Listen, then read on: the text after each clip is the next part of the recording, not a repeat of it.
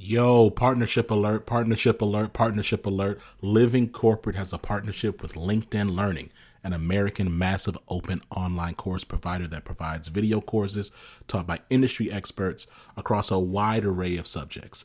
Now, the partnership is because Living Corporate has courses on LinkedIn Learning focused on diversity, equity, inclusion for leaders, career professionals, and anyone really looking to upskill themselves and be better allies. So make sure you check out our courses on LinkedIn Learning by clicking the link in the show notes. And let's just say you don't want to do that.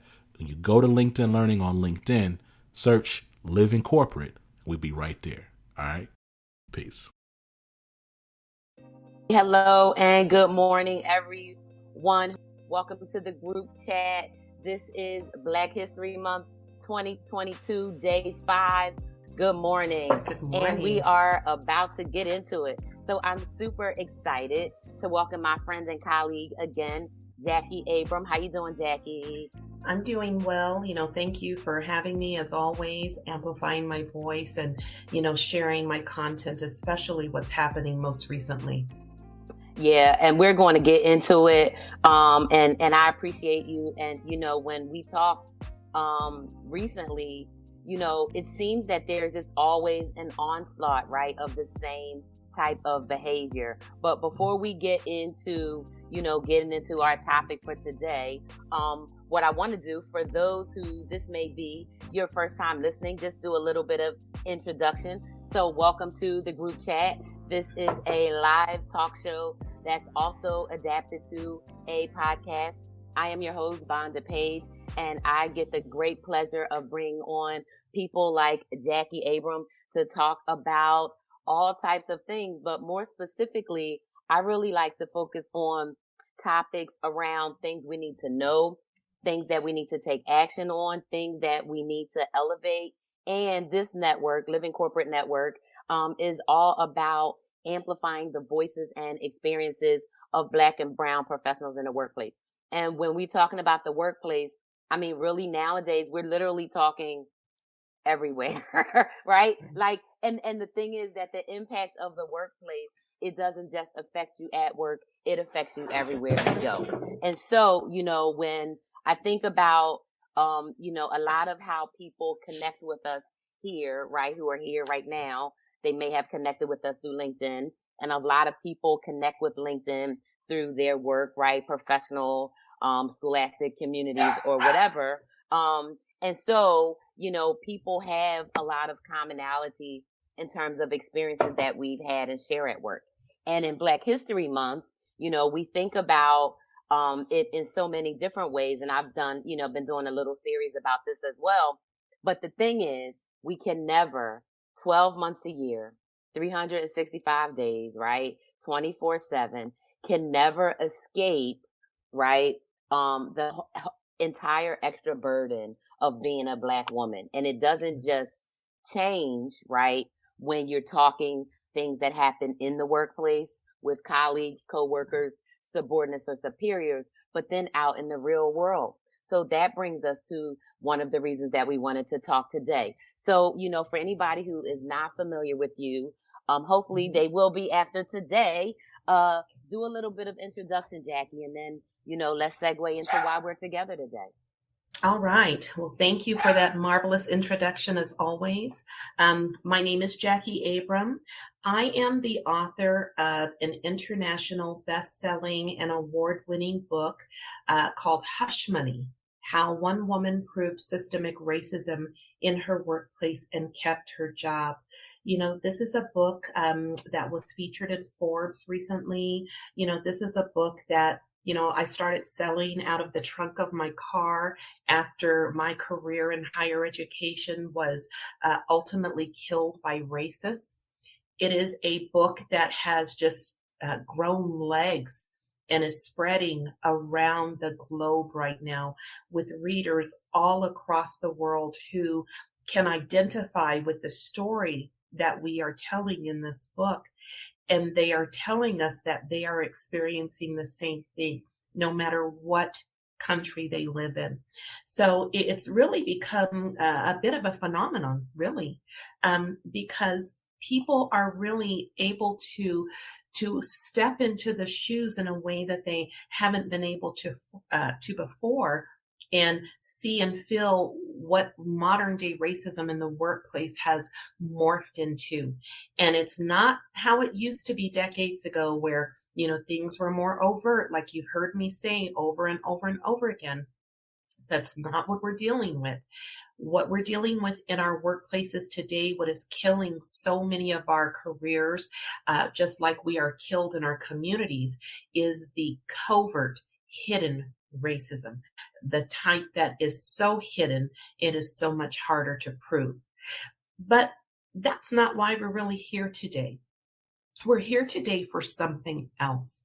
So I mentioned that I am the author of this international best-selling and award-winning book, but I am not the only author. This book was written by me and my two daughters. I have two girls. One is Delilah Harris and one is Deborah Harris. These are my babies, and I don't know if anyone has heard any of my previous interviews where I talked about the racial trauma that I went through that was so severe it had me on the brink of suicide and homicide. And if you watched any of my interviews, you know I tell you, it's one thing if you come after me. But if you come after my children in any way, shape, or form, you've got a problem on your hands. And so someone decided to come after my youngest daughter for nefarious and sinister reasons. And that's what I'm going to tell you about today. So recently, my youngest daughter, was at an event, and we've spent a lot of time talking about me and my experiences, but now I'm going to introduce you to my youngest daughter.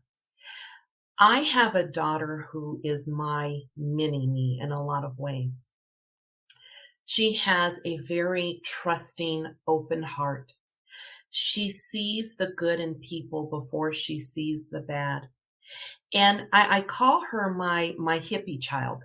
And the reason I call Delilah my hippie child is because, she's the type of girl that you would expect to see, barefoot with flowers in her hair, running along the beach. She has this very free spirit, artsy mentality. And so she does a lot of things that fall into the arts. My daughter is an award-winning artist, in addition to be an international best-selling and award-winning author. Her art is spectacular. But in addition to that, she is a budding singer. She's made some individual songs that are just spectacular.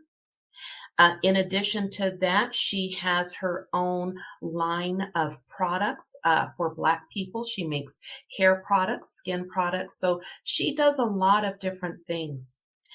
And while she was at one of her creative events doing aura artwork with the group of people who signed up for her event, somebody brought her this. Now, this is a restraining order. And she was served with the restraining order while she is hosting her event, which not only was absolutely humiliating for her, but the people who did it were friends of this white woman who decided to target my daughter in our hometown and make a name for herself on our backs. So let me dig a little bit deeper into that. My daughter had a friend. They became friends in 2019. And this friend was a master of manipulation. Now, mind you, during this time, if you've heard my interviews where I talked about I was in California, away from my kids, standing on the beach, looking out of the water. So I'm there. My daughters are here in Colorado. And this is when she met this white woman. who is around her same age, and they became the best of friends. Now, this white woman is also she wants to be a famous singer. She's a local singer. She's not very well known, but she's trying to get there. She does a lot of local venues, singing here and there, but it's not enough to pay her bills. And so when she met my daughter, she latched onto my daughter and started using her in ways that you won't even imagine.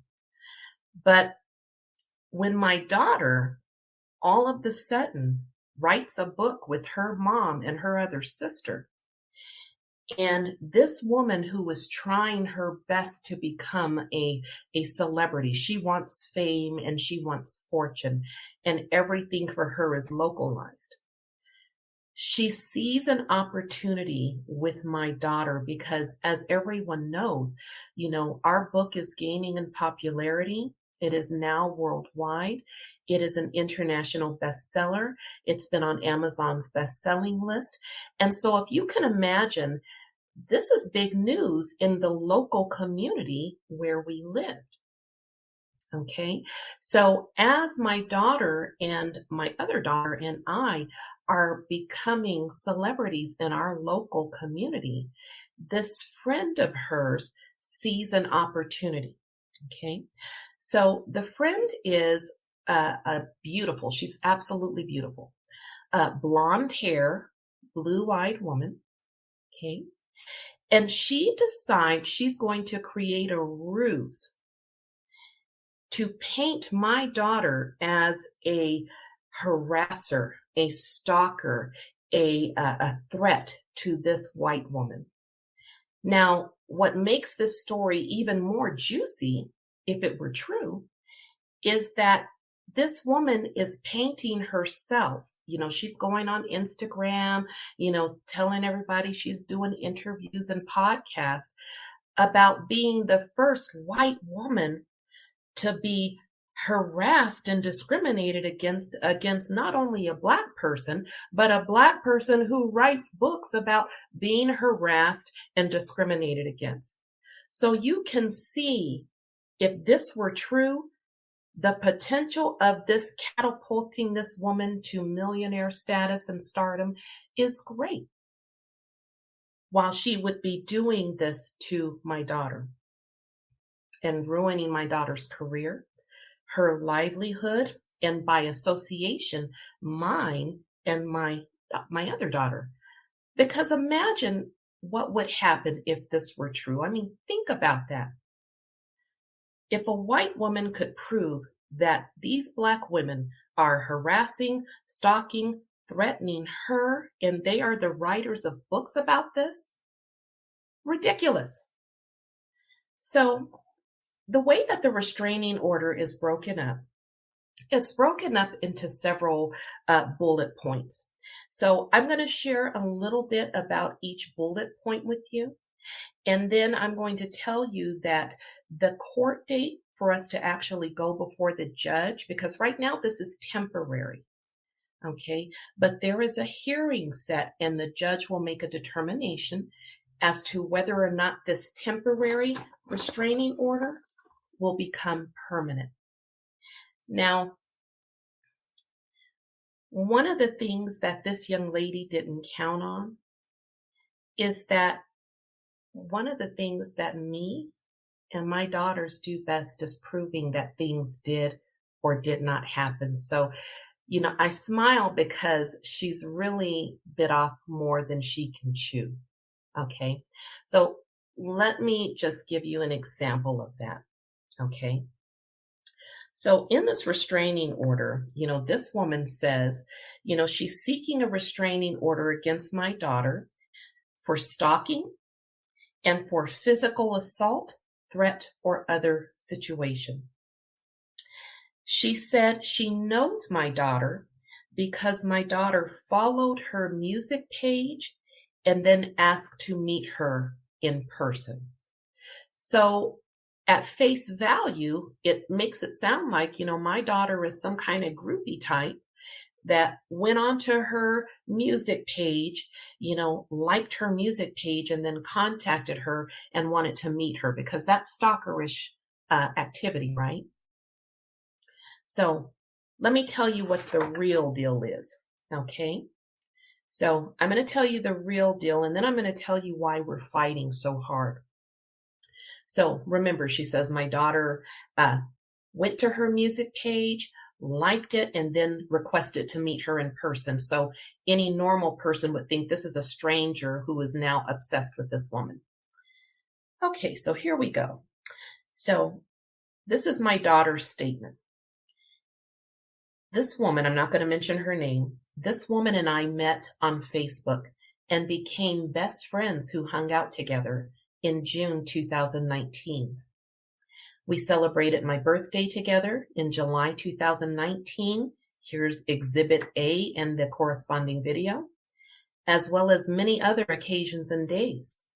On Halloween 2020, she sent me a message via Messenger containing a picture of us hugging on the right, a picture of us together in our Halloween costumes on the left, and a message to me saying, "Thank you so much for coming and having your mom watch my kids. I love you so much." Here's the exhibit, corresponding proof. She and I were such close friends, in fact, that when she started her GoFundMe page in November 2020 and informed me that someone blew up her car in her driveway, attempting to kill her and her family, my mom, someone she also referred to as mom, exhibit, donated $300 to her GoFundMe and even made a post on her Facebook asking her followers to help her daughter's best friend and providing the link to her GoFundMe.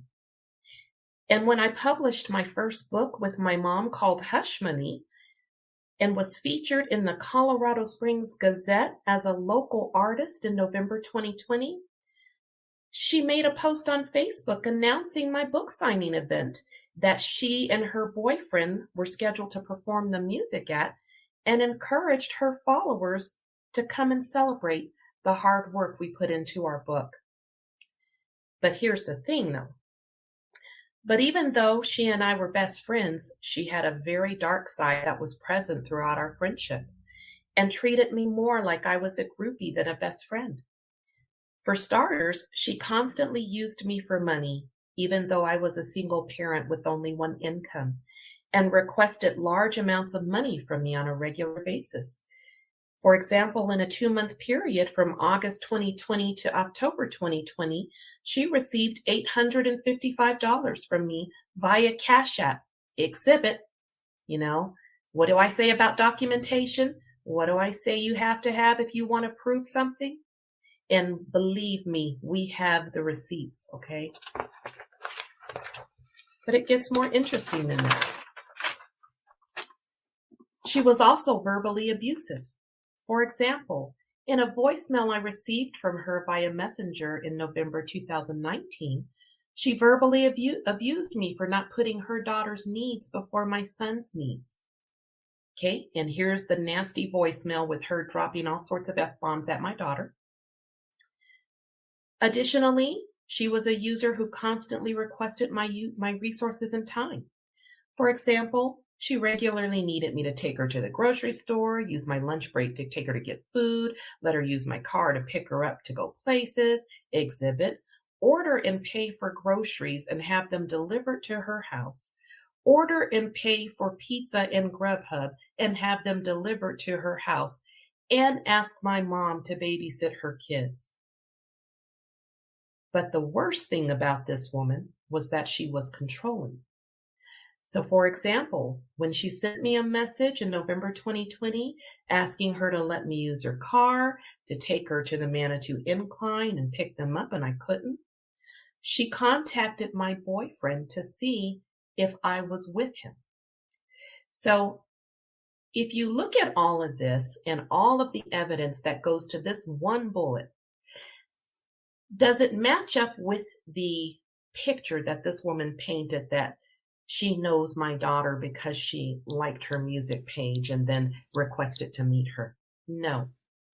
So let me tell you why this woman went this direction with this restraining order. In order to get a restraining order against someone in the state of Colorado, there has to be an imminent threat and you have to be in imminent immediate danger. So she created this ruse and used the police as a weapon. Got together with two of her other friends to try to create a setup and then called the police fictitiously so that they could put the wheels in motion of this larger plan. Mm-hmm. Yeah. And again, the larger plan is, this woman sees dollar signs with my daughter and she wants to make a name for herself. She wants to do interviews. She wants to do podcasts. She wants to be the first white woman in history to take a black woman down. That's right. That's right. And not just any black woman, but a black woman who writes books about being harassed and abused and threatened. So this is a bigger problem. This is not something that is just isolated to my daughter. If you look at the trend in recent years, there has been an increase in the number of white women, and it's specifically white women, who are weaponizing the criminal justice system and the police to target Black people and get what they want. And they will use anything. And they will use anything. They will use anything. And, first I have to say, again, as when you told me about it, when it first started, because you could tell it was going in that direction, because you always can tell, right? Yes. That these relationships go in those directions. But I have to just say, I'm so sorry and heartbreaking for what your daughter is going through and your whole family, because it's not even like it's just her doing it and her going through it. Right. It's just kind of like when we experience any traumatic thing, we don't experience it in isolation. We don't experience it in a box, right? And so I just have to say, I just have to hold space for that and just, I'ma just, pray and send good vibes and just, definitely we're going to continue to have conversations about this, right? Because this is a rampant and prevalent issue, right? And so I had posted, the picture of the woman who is responsible, right, for Emmett Till's, death, right, in 1955, right, and because that pattern, right, it didn't even just start then, right, that pattern of white women weaponizing their privilege and violence against us in every way possible. So legally, right, financially, physically, all because, right, the Black body has zero autonomy, right? So your daughter was not allowed to say, look, I'm tired of giving you money. Look, I'm like my mom can't watch your kids today. Like it's like she wasn't allowed to be her own person, right? And I've shared with people, I went through a recent experience just like your daughters. And the only difference is this person didn't try to, get a restraining order against me, maybe because we live in different states, but they did 3 things to jeopardize my finances and my business, right? And other things. So I want to talk about, right, we know that the impact of these things are like, they're countless, right? In terms of the emotional, the physical, the psychological, the financial, the time, like the energy that you have to spend. And then even, as great as the 3 of you are about writing and documentation, the energy that this sucks out of you, that you will never get back. That not just the energy, the anxiety and the stress. I mean, when I saw what was unfolding before my eyes, my heart was racing. Yeah. And one of the reasons you don't see my kids doing interviews, the reason I am the face you always see, is because my kids are still trying to recover from the racial trauma that they suffered in their workplaces. So now, on top of that, and still trying to recover from the racial trauma from your last experience in corporate America, now on top of that, you have to deal with this. And, by extension, I'm their mom. So I'm not going to leave my kids to defend for themselves. So I have to immerse myself. I have to stop what I'm doing to recover from my own racial trauma and put this woman in check. And that is not easy. It takes a lot of energy. It takes a lot of digging. But we do have absolutely everything to prove that this woman perjured herself, that she created a false ruse, that she publicly posted on Instagram that she was going to do interviews and podcasts about these Black women harassing and threatening and stalking her. And one thing that she didn't count on, let me just tell you one thing that she didn't count on. And, God is good. I didn't know back then in 2016 that what I started in 2016 would help me with this situation right now. Have you ever heard of something called Life 360? Yeah. So back in 2016, I enrolled me and my kids, because I'm a single mom with 2 daughters. And we were living at that time in different states. So we were apart.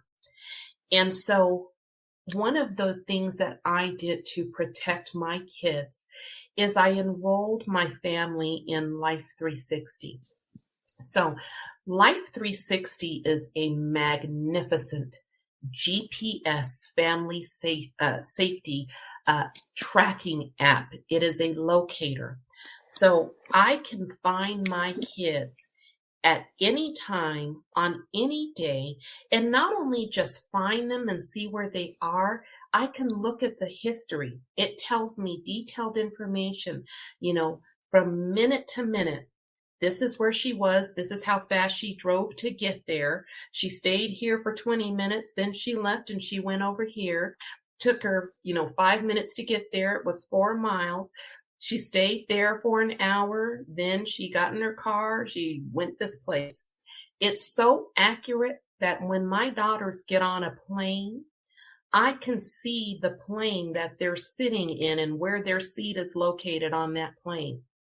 I can see, no matter where they are in the world, the house or building that they're in and what part of the building they're in. So why is this important? This woman put in her restraining order that my daughter shows up at her workplace every day I have to laugh, shows up at her workplace every day to harass her. And I'm thinking, okay, that's something I can prove because easily, because you got the 360, right? Going all the way back to 2016, but just the fact that, we have to go through this, it's heartbreaking. But at the same time, I'll be honest with you, I'm looking forward to this battle because I'm tired of white women using the police against us. I'm tired of them weaponizing the police to get their own desired outcomes. And I want this particular woman to know she picked the wrong family to do this with, because we are masters when it comes to documentation and keeping and saving evidence. And if she had bothered to read our book, she would have rethought this plan. She would have rethought the plan.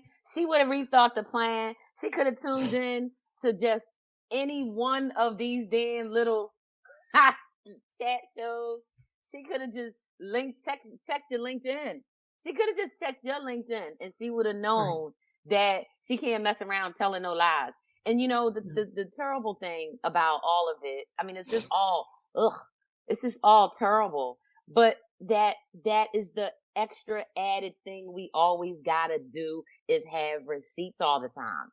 And I don't know Yes. about you, but for me, I'm always hesitant to use a receipt, even though I know I have it. And I think, and this is something I'm working on as part of my 2022 goals for myself, I think that's my own internalized white supremacy, right? Because Yeah. of being in that state for so many years, like, you know, you always got to protect the person. I can't tell you how many mediocre white men I worked around. And oh my God, they was dumb as a rock doing nothing all day, but I'm Mm. doing all the work. And then, of course, you know, you can't tell on that person because then, well, what do you do? Hey, such and such is here not doing anything. You know what I mean? And Right. it's like, so we always have that extra burden of having to have the receipt, but having to use it, I think is such another extra cost, right? Right. Because it's like, because for me, I know I felt like I saw these things coming. Of course, I had the receipts the whole time because we kind of operate like that anyway. But it's almost like I hope I never have to use it, right? I don't want to ever have to do this. But then when you push me all the way, it's just so many. Exactly, Heather, and it's and you feel it. So like even as you're telling me the story, and I bet people who are listening, right, you can feel different parts of your body changing, right? As you Right. experiencing different emotions, whether you're feeling hot or sweaty or dry or thirsty or whatever, because this is such a deep toll, right? It's such a deep toll. So, you know, what I want to like dive into a little bit more is like, what do you think is the mentality of a person that is so hurt that her watching your daughter, right, and live her life, that this other person was so in so much pain, right, that this is the Mhm. amount of pain that she's willing to inflict on your daughter, her child, and your family. Like because I think about like, you know, and I think it was from the 80s, you know, hurt people with Susan Powder, Dr. Phil, somebody, right? But that's so true. But that your dad jacked up inside that you would do that to a person, that's another Well, level I, of your own internalized trauma, right? I think with this particular woman, what happened was, she was able, and my daughter Delilah is absolutely, she's just sweet. We And would she know was that able, because of you, Jackie. We could tell that. yeah, she's my mini me, but she's also very trusting. And while mama was away in a different state, this woman had free reign to manipulate her. I mean, Delilah gave her so much of her money, so much of her resources, so much of her time, and this woman took. But then when mama came back into the picture, remember when I told you I got a call from my daughter? She was going through racism at work. I'm Yeah. standing on the beach and I packed up that day and came home. So when I came home, and now she's introducing me to her best friend, I'm seeing lots of red flags and I'm helping my daughter to see them. So when my daughter started setting boundaries with this woman and telling her, I can't keep giving you this kind of money. I can't keep, babysitting your kids. I can't keep letting you use my car. I can't keep buying you groceries. I can't keep doing these things. That's when the friendship went south because this woman could no longer manipulate her. But after the friendship went south, there was kind of some extremely narcissistic.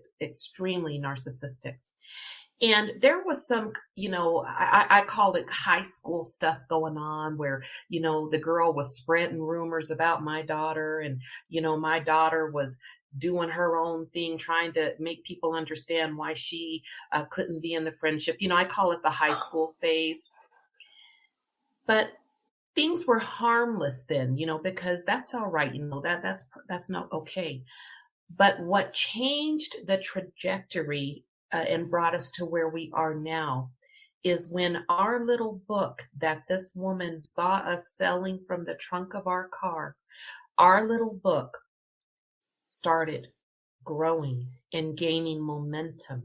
And now all of a sudden, these little artists from Colorado Springs, these authors are all of a sudden doing all of these interviews, all of a sudden, doing radio shows, all of a sudden on the Amazon's bestsellers list, all of a sudden being interviewed by Forbes. Yeah. And this woman who was also trying to make it to success and fame through her music saw an opportunity. And she knew that because she was a beautiful white woman with blonde hair and blue eyes, that if she were to make a claim against these Black people, people would take notice. I mean, think about what happened with Gabby Petito, okay? So how many major media outlets would jump on this woman's story?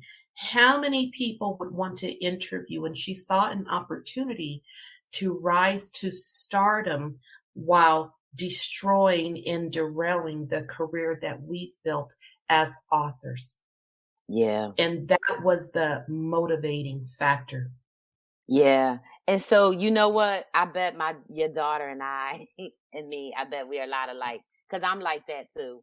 And it's funny, like you see it, and you can see it from the outside when you're watching other people, right? Because I've gone through that, right? And you tell somebody else, and then I fell victim to it myself, right? And the thing is, it's, I think, and I haven't done really like study around narcissism a lot, but for those of you who have more familiarity around it, it seems like those things kind of all like go together, right? Yes. So the whole narcissism, the whole you not being able to respect other people's boundaries, the whole centering on it's about you and nobody else, can have anything or have any attention. And it's these things are really treacherous when they get to how they show up in the world, right? Because this is beyond, money, right? Because you can make more money, right? This is beyond a job, because hopefully, often a lot of us, we can get another job. But you're talking about getting a criminal situation that in America, once a Black person has a criminal record, like boom, they write us off. Like we're basically done, right? We don't get to be Martha Stewart or Blagojevich or any of them people, right? We don't get any of that, right? And so that to go at that level, I mean, that's really, really deep. I mean, because then it puts a whole nother layer of shackles, right? On her freedom and the freedom of your entire family. Her financial, well, and imagine everything. And imagine, let's just think about this for a minute. Thank God I was smart enough to put a tracker on my kids. Yeah. Now, why did I put a tracker on my kids back in 2016? Because being Black is dangerous, okay? A chance encounter with the police can turn deadly very quick. I put a tracker on my kids so that I would know at any point in time the last known place my kids were at in case anything happened. When I see them driving, because the tracker is real time, so you can see them moving as they're driving on the road, whatever road they're on. I remember one time Delilah was driving on the highway and I'm looking at her speed and I'm like, where is the fire, Delilah? Why are you doing 85 miles an hour? And I'm watching my daughter, and then all of a sudden it drops to 0 and she stops. And I can see she's on the highway stop. So I wait a couple of minutes. I wait. She doesn't move. So I'm calling, why are you stopped in the middle of the highway? I just got pulled over, Mom. And you said, yeah, because you were speeding. And she did get a ticket, but the point is, I know. You had me on pins and needles, all worried. I had to like. But the point is, what if I had not done that? What if I didn't have that? Then you go to he said, she said, and when you're going in front of a judge for a hearing, and he's going to make a determination in terms of whether to make that temporary restraining order permanent. He's not going to request cell phone records to see what tower you pinged off Nope. of. Nope. So it's your word against hers. And this white woman, this narcissist, this manipulator, she's a master at it. So she would maybe get sympathy from the judge. And now you've got it left to he said, she said. So thank goodness I have Life 360. And I encourage anybody with any children, that is the app to get. Well, that I mean, listen, I feel like I wrote them down. I feel like we need to get you an endorsement with them, because that is because that's something, right? That's something that people can do as an extra added thing. So, M put in the chat, they put that narcissists are hungering for fame, right? And discrediting people, who know who they really are. That makes sense. That makes sense, right? And they're afraid that if they don't matter, so they have to be grandiose and don't see others as human. That makes sense. That makes sense. And what I would like to do, so the hearing is March 1st. And I believe it's at 9 a.m. Mountain Time, but I have to check that time. But what I would like to do, Vonda, is come back on immediately after that hearing so that I can share with our wonderful allies. Yes, we got to hear the update. Yeah, we definitely got to hear it. Yeah, definitely. Yeah, we'll do it. We'll do it. Yeah, we will do it. I want to give an update, and then I want to be able to show. Right now, I'm not telling you her name, and I'm not showing you our evidence, but we have a mountain of evidence. Heather, thank you so much. It's awful what we're going through. If anyone wants to support, just continue to support us. We don't have an attorney. I don't really think we need one because our evidence is tight. Our evidence is solid. But I always am in favor of attorneys. If anybody knows a criminal attorney in Colorado, preferably a Black woman, a woman, let me know and I can pass it on to Jackie. Mm-hmm. And if you want to help me fight this, attorneys are expensive. Yeah. I do have a Cash App. I would welcome any donations to get an attorney to help me fight for my daughter because, I'm confident with the evidence that we have that this woman is not going to prevail. But the bigger picture is this woman is trying to destroy my daughter and me and my other daughter, because we are the authors of a book that talks about Black women being harassed. And this white woman is trying to paint us out as these, especially my youngest daughter, as harassers, abusers, making threats, the worst. It's so sad. It's really sad. So if you had to think about, I want to think about if there are maybe a couple of strategies, right, that you can recommend for, I don't even know if it's even, cause this is like such a very specific, terrible thing. Like I'm a solutions oriented person and I'm always trying to find solutions to problems, right? And so I'm thinking like, if there are strategies or tools or things we can give people to think about, like from other than sharing this story, right? People need to share this story. Number one, people need to purchase both books, right? Hush Money 1 and 2. You're going to continue to write more books. We are actually, I guess this is a good time for me to announce the stuff that's happening, right? Because we are going on a book tour. Right? Which we're going to start at the end of this month.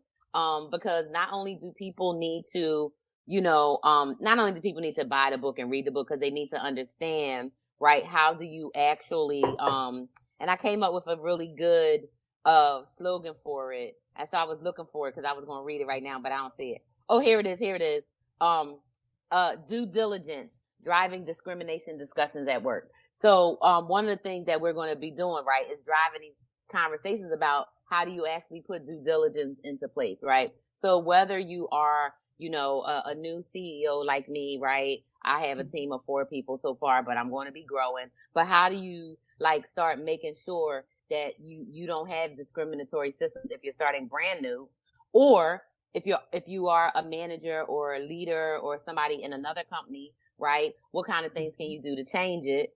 Or if you are a colleague, right? Or somebody that works in a company, right? What kind of things can you do? But you have to start having the conversations, right? And I think that first and foremost is driving conversations about discrimination and how it shows up. So to me, one of the key things is the covert versus overt, because I think that even the word covert, cover, right? Overt, cover, over, right?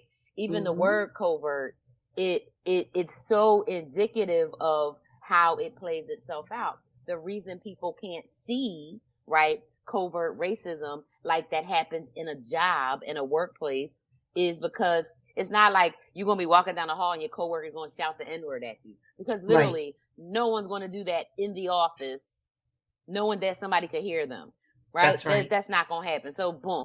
But, something like, all of the different experiences that you shared about Ebony, right, in book 1, I mean, or any experiences that you or I could talk about, all the time, right?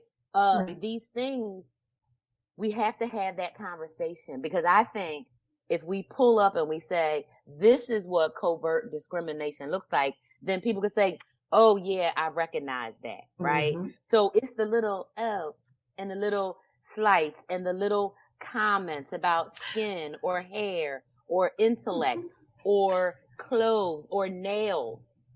Well, and let me just tell you a work-related example of covert racism.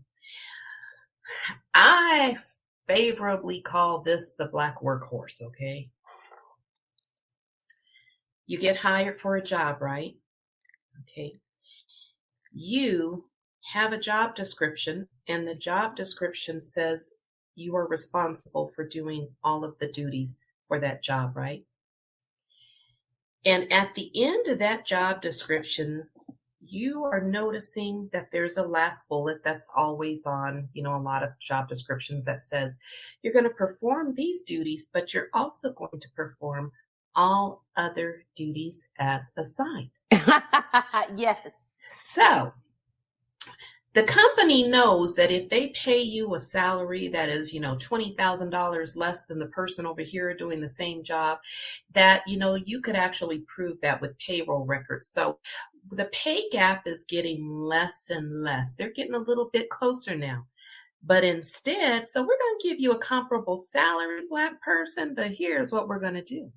We're going to hire you to do this job, but then we're going to pile on the jobs of 3 other people. So in actuality, you are going to produce the work of 3 to 4 people, and you're not going to get paid for it because it's all under all other duties as assigned. You are going to be working, 60, 70, 80 hours to do your job. And we're going to put that workload on your back until it's so heavy that your back either breaks or you fall to your knees. And that's how we're going to get our money's worth out of you, because you are a black workhorse. Yep. And I can't tell you how many people have experienced it. Yeah, that is the covert. That's covert. Because and they can justify it. Well, and they can justify it and say, no. If you look at your job description, didn't you pay attention to that last bullet that said you are responsible for doing all other duties as assigned? So that's how they get you.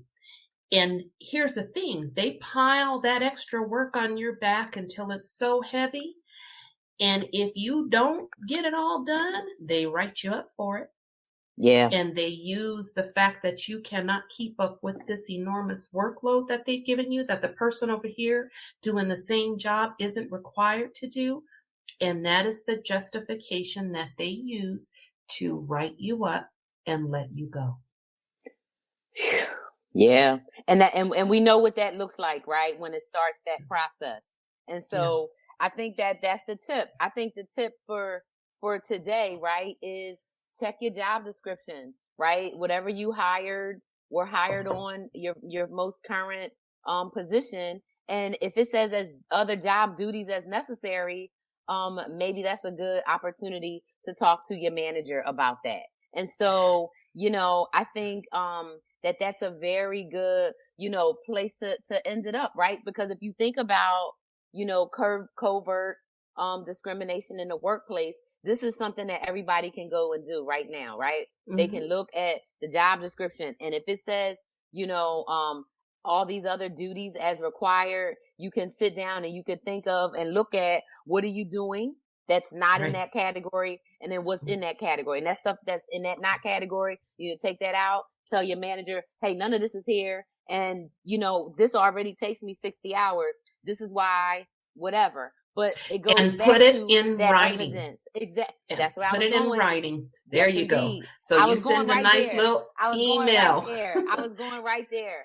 Listen, Yep. I tell people, learning is my superpower. If I learn something, I learn it. That was going Yes. right there. I was going to say, so once you get it Yes. and you say, okay, this is what's in my job and that, and then you, boom, dear Mr. Manager, Ms. That's right. Manager, this is what I got going on. Boom, boom, boom. And then you also tell yourself, sent the email to such and such that said this and that. You also sent it to yourself. It's where That's it needs right. to be, whatever secure servers and whatever, because we know it's all about that evidence. We know it. And That's this right. goes for anybody, right? And even I'm finally starting my whole TikTok thing, and I was telling people, if you're being bullied at work, it's the same exact thing. If you're being bullied, harassed, mistreated, I don't care, at work, at the store, at the school, whatever, you need to document and do what you need to do. And so we're going to be sharing many more tips on it. And so thanks everybody for joining. Thanks again, Thank you. Jackie. And as always, we will see you here on the group chat.